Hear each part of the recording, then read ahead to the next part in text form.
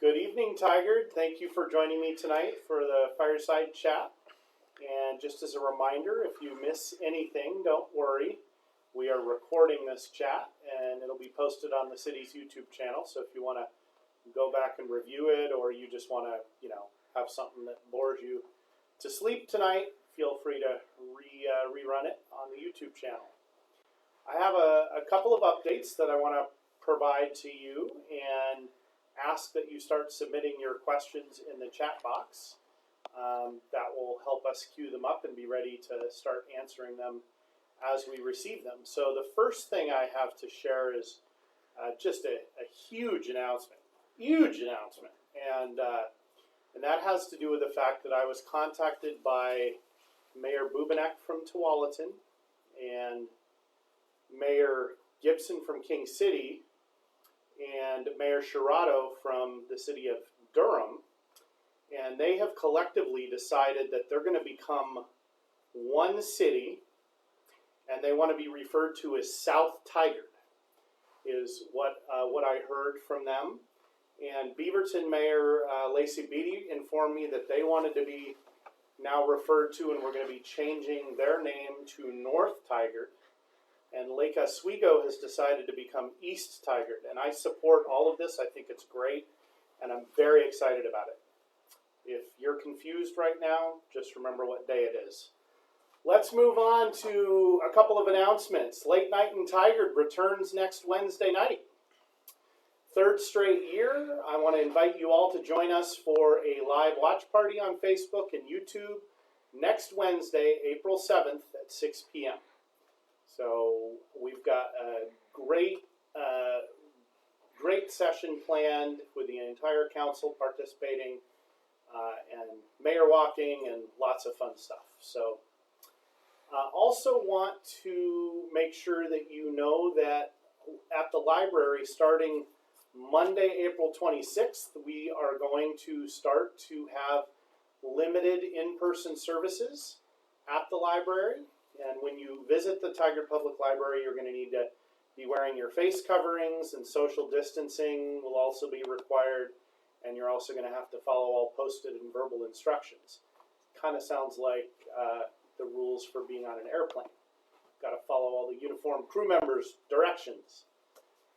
For the latest on the library opening, you can certainly check out the library's webpage.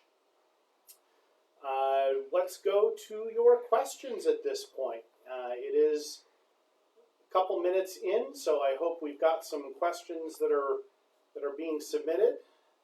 The first question is: the city receiving funding from the latest stimulus act? That's the first community question, and the answer to that question is yes, we anticipate that. We've been informed by our congressional delegation that will likely be around $11 million, which has to be spent or can only be spent in certain ways. And so we're currently evaluating what the best fits are in our community based on needs and where we can best deploy those resources. So that is currently being worked through. So another question from the community: will next year's budget be impacted by COVID? So what I would say about that is that we certainly made adjustments to this year's budget kind of on the fly as COVID was happening. We made a number of changes, and you can certainly expect that the work that the budget committee does for the next fiscal year will certainly be impacted by COVID. I think you can count on that being true, and that we'll be prioritizing differently and making different decisions. What other community questions do we have? I know it's starting at about 7 o'clock tonight. I'm going to be competing with, I think, a virtual candidate session for the Tigard Tualatin School District Board of Directors races. So I won't be offended if you leave to go watch that, but I want to get your questions in, and as many of them in as I can before we get to 7 p.m. Do we have some questions? Will park water fountains be turned on this summer for kids to play in? Question for all cities. So The question was, will park water fountains be turned on? I think that is a question that I don't specifically know the answer to right now, and it'll probably depend on how COVID-19 continues to impact our community over the next couple months. But I can ask our staff that are here to connect with the parks team. If you want to provide your contact information in a direct message to the city Facebook account, or send in an email, we can certainly get back to you with the direct answer to that question, or perhaps what will have to be true for us to have those various water facilities on. What other questions do we have? We have a question about your opening comment. Oh, about my opening comment. Okay. And just can't wait. Uncertainty about how that's going to work. Oh, okay. A lot of question marks. A lot of question marks about how it's going to work. I think it's going to be fabulous. I mean, what more to it? We'll get the Tiger name out there a lot more. Seems pretty logical. What other questions do we have? Two questions. One, Englewood Park has had a lot of trees that fell during the last storm. Plus, there are many dead or dying trees there. Highly concerned this is a fire hazard. Can the city clean this up before it becomes a potential fuel for a wildfire? David, great question, and that can also go to our parks team for follow-up, and we can certainly get back to you with that. So the city recorder, who is sitting here and taking notes, will make sure that you get a follow-up, and if we have your contact information already, that's great. If you don't know whether we do, please send a message to the city's Facebook account with your contact information. Anne is asking a question, what can we do for the homeless that are taking over our city? So interesting, Anne, that you're bringing that up. We just had a pretty significant discussion at our council goal setting session that we do every 2 years. We just, because we have a new city councilor and it's been 2 years, we were just going through that process. And this was identified as something that is escalating in importance within our city. It was important before. It's becoming even more important now. There's, this is a complicated dynamic. Our approach so far, and will continue to be, really trying to provide resources and connect homeless individuals in Tigard with the resources that can best help them. That's one thing that we're doing, and that will continue to be one of our primary strategies. But we know that we've got to do more. What we're doing is not working clearly, or it's not fully effective. And things that are being discussed right now, kind of big picture ideas, may involve a day center that is open more than the Just Compassion Center is open now. That's a great resource, but it's not open all of the time.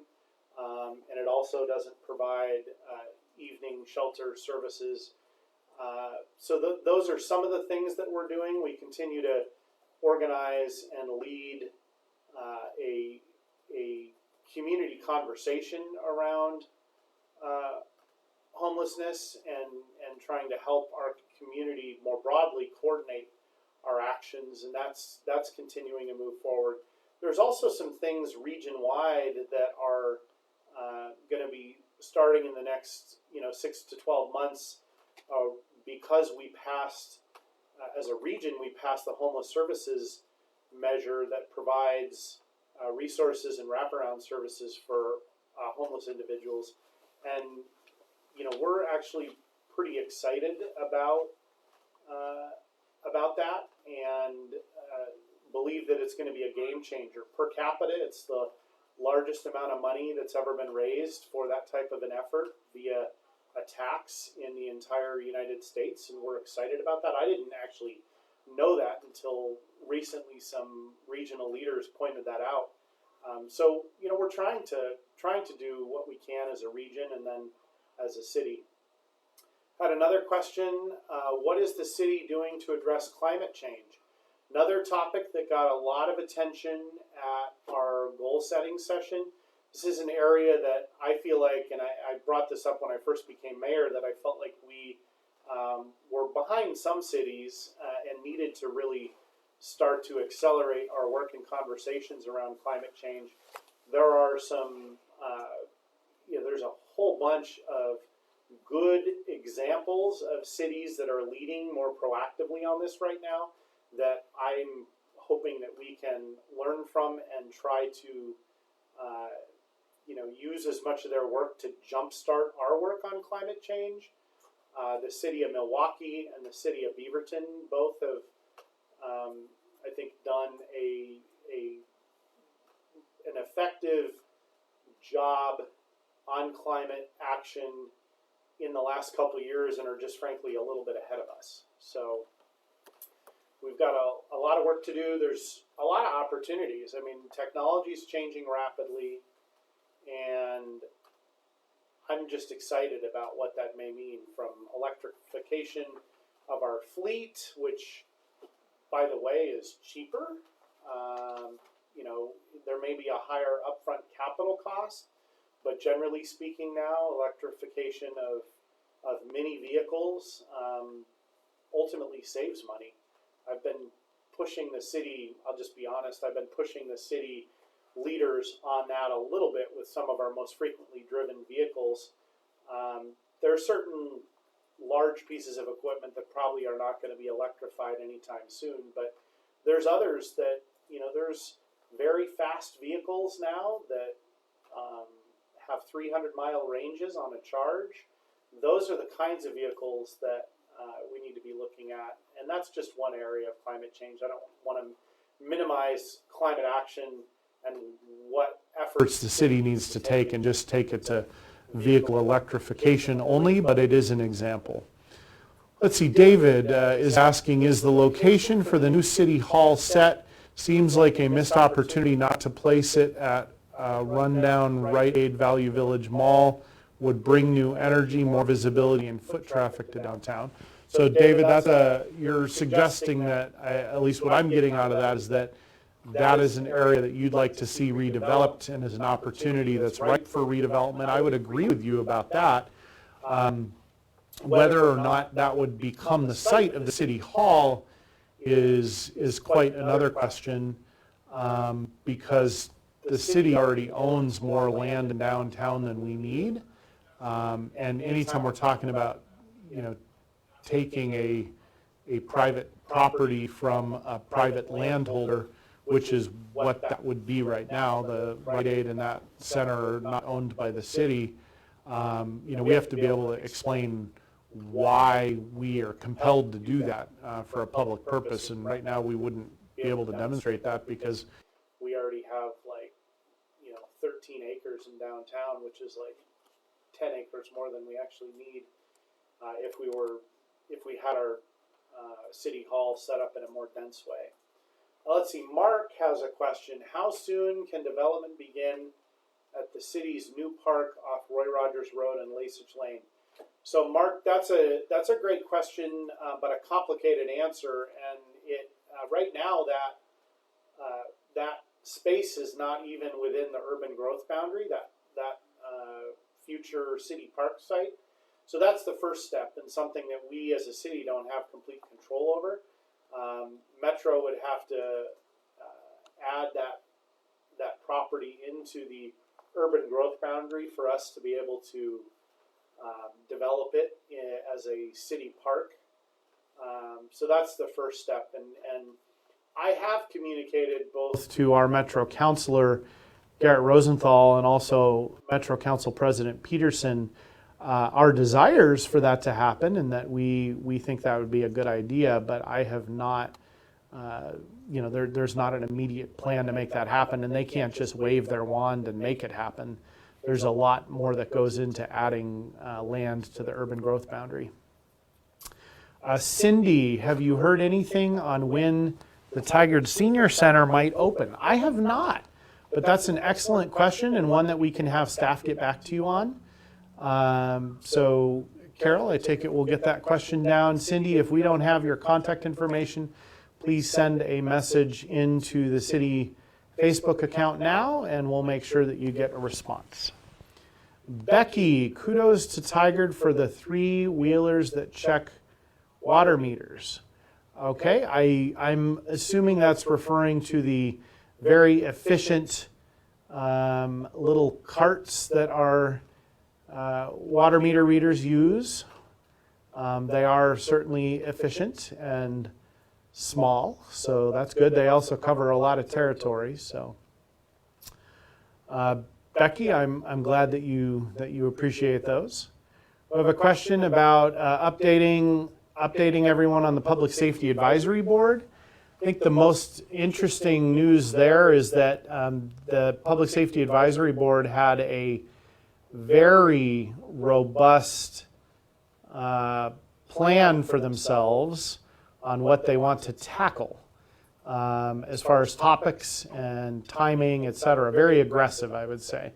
They brought that to the council a couple weeks ago. The council actually approved their plan. We had a joint meeting with the Public Safety Advisory Board, and people are just very appreciative of the opportunity to participate, and I think feel that the process and the program that have been set up are going to both set Tigard up well for the future, but also bring about meaningful change in our community that is community driven. And that's, for me, one of the most important parts of the process and why we designed it the way that we did. All right, Becky has another question. What are future plans for development for Tigard? Well, that's a simple question, but really a really complex one. Development in Tigard is going to look more, we're trying as a city to concentrate development in our urban city center areas, which town centers really is what we call them. One is in downtown Tigard, the other in the Tigard Triangle. We're trying to focus development there. And so you see us taking, as a city, a lot of action, both to make sure that the infrastructure is adequate, but also that we're incentivizing the kinds of development that we want to see and making it easier to do so. So that's what I would say. That is the most focused efforts around development for the city. Other development in the city is also happening in River Terrace. And we've got some efforts going as a city to plan future developments in South River Terrace and West River Terrace. And so that's what's going on with development. Next question, will the Balloon Festival return in 2022? Boy, I sure hope so. I think the organizers of the Balloon Festival were pretty disappointed when they had to cancel last year, and then their recent announcement that they were, they just weren't confident about June of this year, which I understand. It's a huge undertaking, and there's a fair bit of financial risk for the organization that puts on the Balloon Festival. I certainly hope it returns in 2022. It is, frankly, one of my most proud moments as mayor is being able to just walk around at the Balloon Festival and see, both people from Tigard and people from all around the region enjoying themselves in such a positive environment. And so I sure hope that it returns. It is not a city organized event, so I don't have, and the city doesn't have the ability to just say, make it happen. We're not the conveners or the organizers of the Balloon Festival, but I sure hope that it returns in 2022. John asks, how is the city spending the levy funds? We've been doing remarkably well at getting police officers hired.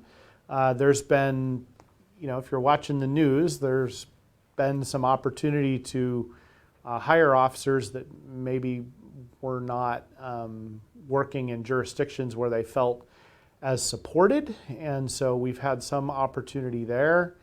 And then the other thing that's helped us hire police officers faster than we thought was that the TriMet transit police, which we were getting reimbursed we weren't providing services at a cost to the city, but we were participating, and TriMet was reimbursing us for providing officers for that program.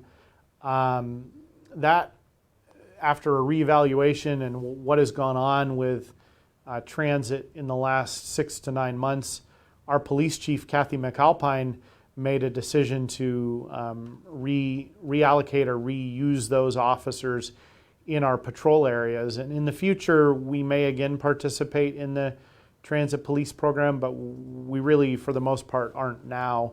And so that's helped us get to the additional 8 patrol officers pretty quickly, much quicker than we'd anticipated. And so that the city is spending levy money that way, and then also in trying to get the advanced de-escalation and crisis intervention training happening for all officers. That's really crucial, and I think it's just as crucial as we thought, or even more so from last year. The problem is COVID. That is training that really needs to happen in person. There's a lot of role playing involved. Very difficult to try to do a 40-hour training like that in a virtual environment. And so the chief's been working on that, but that's probably something that's going to be more meaningful and more realistic to do in a good way, or in a way that will get good outcomes, starting after COVID is allowing us to be a little closer together. Wendy is asking, what's the city's plan for Washington Square? I heard there are changes planned. So the city's efforts around Washington Square right now, or around the Washington Square Regional Center, is really taking a close look and studying both the current land uses that are in that area. And I'm talking not just, when I'm saying the Washington Square Regional Center, I'm not talking about just the mall. I'm talking about the entire district around that area. And that's being studied very carefully right now. There would be a lot of information on the city's website if you were interested in that. We've learned some really interesting things about who lives in that district and area, and what that may mean for some of our efforts, what kinds of people are desiring to live in that area, what their incomes are, etc.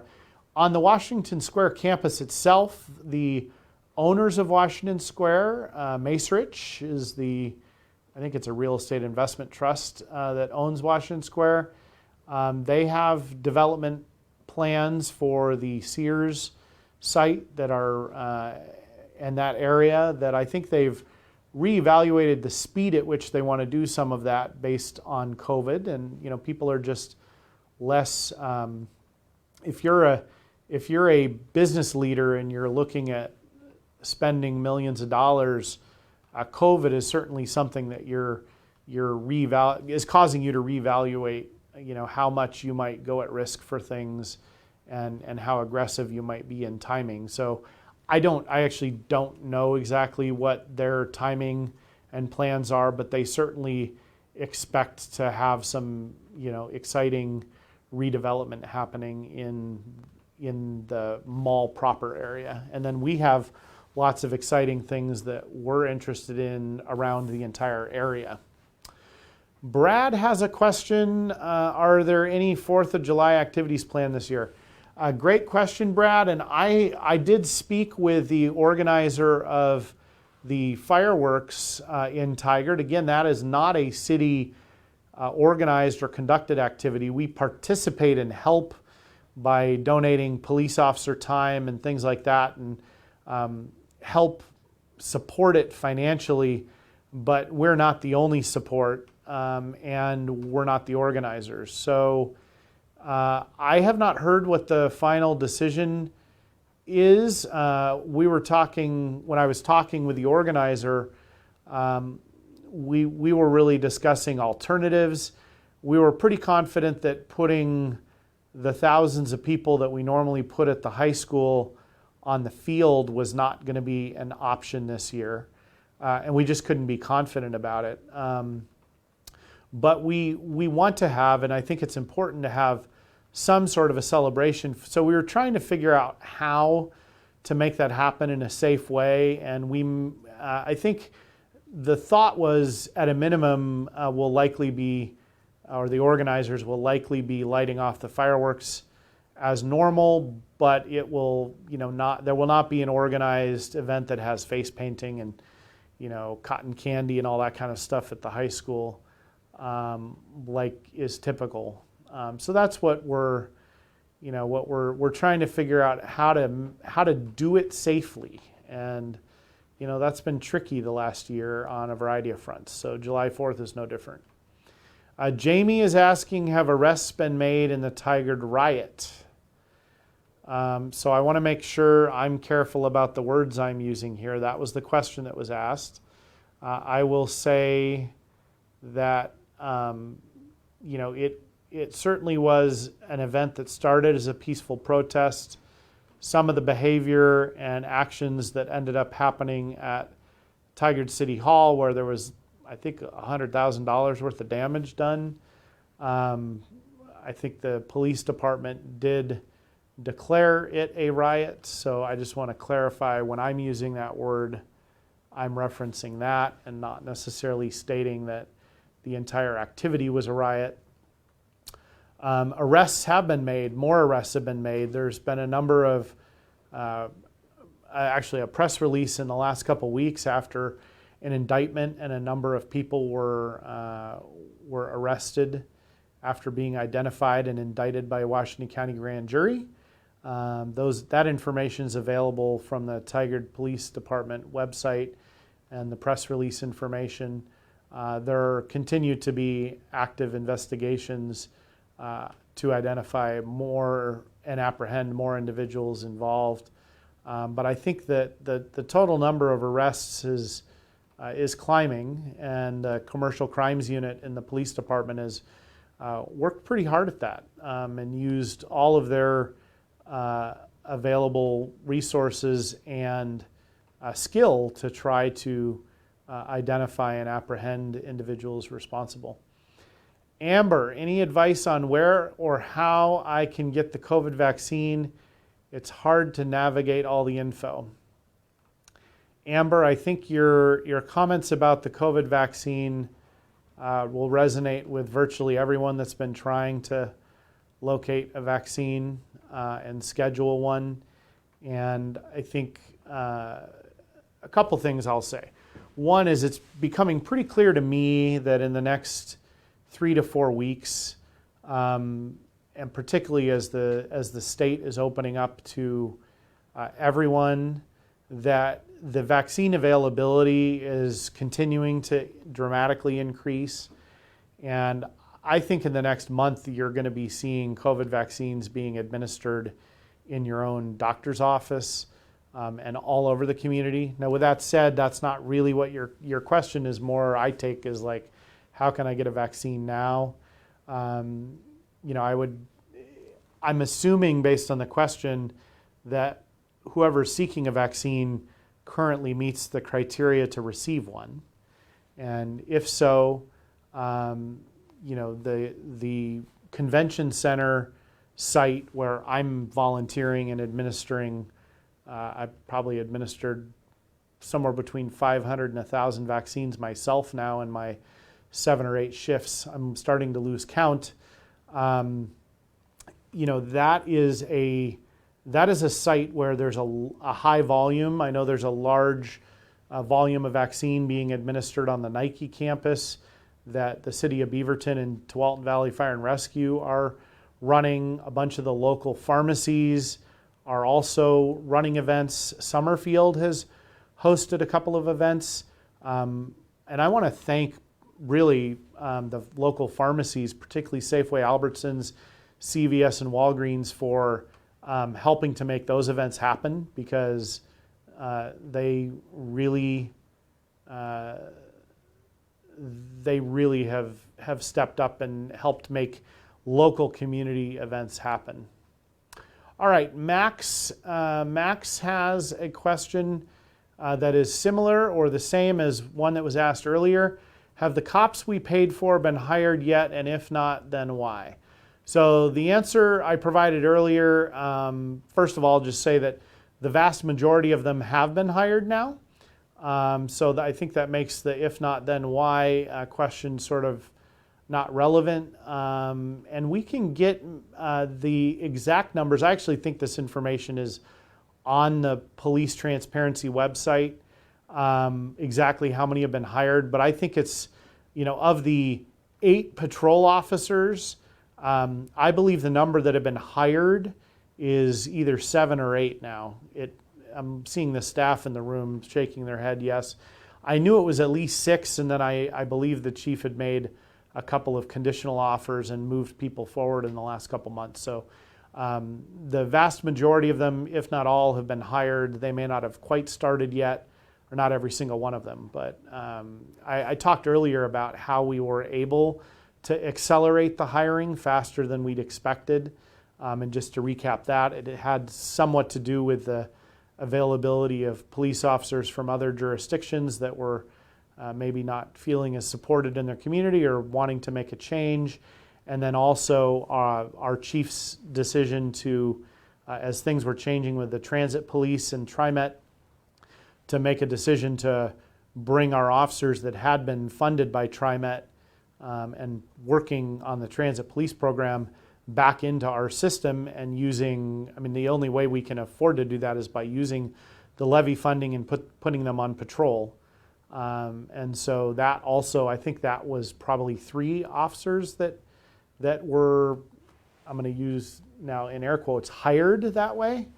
They added to our patrol division, but they were already hired and trained Tigard police officers. They were just assigned and being paid for by TriMet. When will Universal Plaza be fully open? What will be included in the plaza? Well, this is really exciting because the answer to what will be included is not finalized yet, but all of the play and experience and experimentation that our community has been participating in over the last couple of months, actually since last summer, all goes into figuring out what should be in the plaza. So that's very exciting. I'm going to ask, could one of the staff in the room get me a water? Because I'm about to cough and it's going to be ugly, sorry. Thank you. Let's see, what will be included? I kind of answered that question. When Universal Plaza will be open or fully open, I assume that means built out, and that'll be a couple years from now. So let's see, what other questions do we have rolling in, Kent? Or have we lost people to the... For now. We're caught up for now? Okay. For now. Tigard, if you have more questions, please put them in the chat, unless you've all left and decided to go watch the school board candidates, which I wouldn't be offended if you did, but if you do have questions, please submit them now. You might mention the ballot measure in May. Oh yeah, we can talk about the ballot measure in May. So the City Council has made, after a whole bunch of work, put something on the ballot in May for expanding the urban renewal program in downtown Tigard. So you will likely see, or you will see that on your ballot. Thank you, Carol. You will see that on the ballot in May, and you'll notice that it is focused on making sure we can continue the great work that we're doing in downtown. And you'll also notice that it doesn't raise taxes. So that's kind of a key message that the entire City Council wants to make sure that you know. Let me have a little water here. All right. Aaron is asking, what is Universal Plaza? So Universal Plaza is the working name right now. I don't know that that's the permanent name, but the working name we have for the space that is near downtown Tigard, that's a couple acres in size, adjacent to Stevens Marine, and is the site of a future large downtown gathering place and plaza.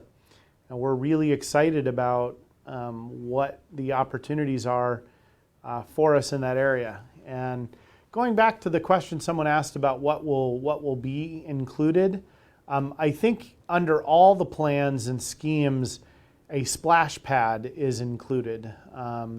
So I've not heard any discussions about changing that. That's one of the most frequently requested items and something that will likely be included. So Aaron, I hope that covers what Universal Plaza is. There's a bunch of information on the city's website around Universal Plaza that would provide you with really great information. We just posted a link in the chat. Oh, we've got a link. Staff just posted a link into the chat, so you can click on that and check it out. I encourage you to do so. What other questions are we getting, Tiger? What do you want to chat about tonight?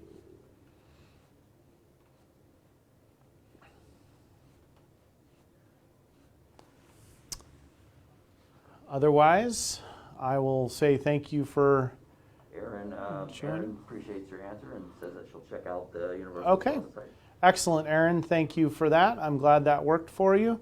Tiger, I'm going to give you another 30 seconds to put your questions, any final thoughts or questions in the chat. And if not, I will send you off to watching the school board candidates because I want you to be informed before you vote. Question on council outreach. Will there be other opportunities to connect with council virtually? Absolutely. Not only do I do this monthly, but we also have the council conducting similar sessions like this on a cycle that is about 2 weeks off of mine, and we plan to continue to do that. We also want to be back in person and be connecting. This has been very hard for the entire city council to not have as much direct in-person contact and conversation with our community. So it's hard to be representing all of you when we can't connect and talk with all of you in a direct way. So we're looking forward to that. Aaron has another question. Update on speeders on residential streets. So we are taking, particularly and on residential streets, we are taking action as a city after pushing the state to allow us to lower speed limits. Portland had gotten some special permission to do that a couple years ago, and we pushed the state to allow all cities, not just Portland and not just on a pilot basis, to decrease residential speed limits to 20 miles an hour where appropriate. And we have made the decision as a city, and the council made this decision to move forward with that program. And that is now being, like the details of how, when, where, etc., since there needs to be a public education campaign, there's just a lot of work to do. Not just replacing signs, but that's part of it. And so our city engineer, the leader in the traffic unit of the police department, and others in our community engagement area are all working very hard on bringing that program to life. We're targeting certain areas that are of most concern to begin with, because we have to start somewhere, and part of what we try to do as a city is have the biggest impact that we can, which means starting with the most needy areas first. And so that's what's happening on that front. Brad is saying thank you and the staff for this opportunity. Brad, thank you. Appreciate your participation tonight. Kent, do we have any last straggler questions rolling in? Who is responsible for maintaining the trail around the Walmart shopping complex, Walmart or the city? The trail around it. So I'm not aware of a trail that's supposed to be there. So I'm unless maybe whoever put that comment in, maybe you can verify. I'm gonna assume this is a trail that leads to areas that in the past or maybe now have homeless individuals in them. And that is all private property, though the city has been actively engaged over the years in holding the property owners accountable for meeting the city code, which does not allow the type of activity that most homeless individuals are doing back in those on that private property. There is a private trail that goes around near where some of the homeless camps are located. Okay. And that is A private trail?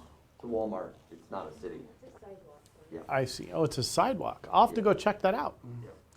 I'm, I got to be honest, as mayor, I learn new things every day. There's a new one for me. I'll have to go take a look at that. I don't know much about it, and I'll probably start on Google Maps, looking at a view from atop, and then go walk it and see what I can learn. What other questions do folks have? Aaron says, good to hear. Thank you. Hope it happens soon and the new speed limit gets enforced. Keep up the good work. It's clear you care about our city. Thank you, Aaron. Appreciate the feedback, and we try. It is hard to do everything everybody wants all the time, but we strive to do that as best we can. Part of our responsibility, and I feel like my responsibility as mayor, and I think the whole council feels this way, and that is to do the most good for the most people as best we can. And I think we take that responsibility seriously. It doesn't mean we meet everybody's needs all the time, but our goal is and our responsibility and the council's fiduciary obligations are to our community to make sure that we do that. So I take that very seriously. We have another question. This is from Mark Fitzsimmons. Is there a process in place to encourage private property owners to deal with uncontrolled invasive blackberry? Well, that's real specific. Uncontrolled invasive blackberries. There's not a city program that I'm aware about that, but I would definitely suggest that pigs or goats are a good plan. I hear they can destroy that stuff pretty effectively. So maybe we need some tiger pigs. Oops. We'll put that down. Carol, put that down as an idea. I don't know how that'll work with the climate action plan, but tiger branded pigs. A. Miranda had a follow-up. She was the one who asked about the Walmart trail. She says, thanks. It has a permeable pavement due to the wetlands. So I think she's worried about some of the runoff Okay. down on the trail.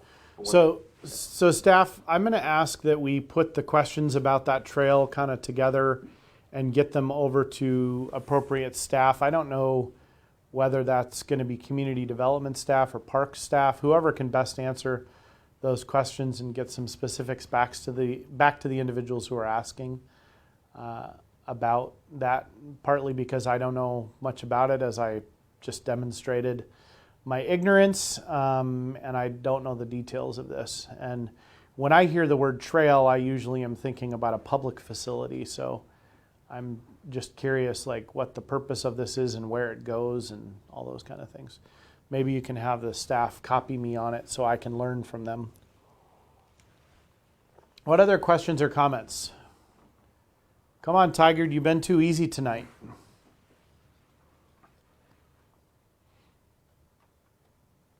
Anything further rolling in?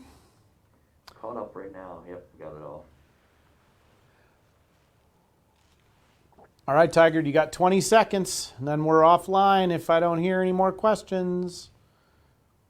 And have a good evening, and remember to congratulate all those cities I mentioned at the beginning about their new names. Good night, Tiger.